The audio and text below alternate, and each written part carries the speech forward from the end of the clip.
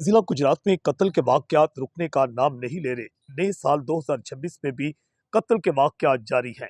गुजरात के मंगोवाल के गांव राचेकी में अफसोसनाक वाकया पेश आया है, जहां पर वजीराबाद के रहायशी एक नौजवान फरहान उर्फ फानी को मुसल्लह अफराद ने गोलियां मारकर मौत के घाट उतार दिया। इत्तला मिलते ही मंगोवाल पुलिस मौका पर पहुंची और मकतूल फरहान उर्फ फानी की लाश कब्जा में लेकर पोस्टमार्टम के लिए अस्पताल पहुंचाई। थाना मंगोवाल पुलिस ने मकतूल के भाई जमींदार आमिर बशीर वड़ाइच की मयत में मुलजमान शहजाद शबीर चीमा सकना वजीराबाद के खिलाफ मुकदमा दर्ज कर लिया, जबकि थाना सदर गुजरात के इलाका गांव गेगिया से जो लाश मिली थी उसका मुअम्मा अभी तक हल ना हो सका है।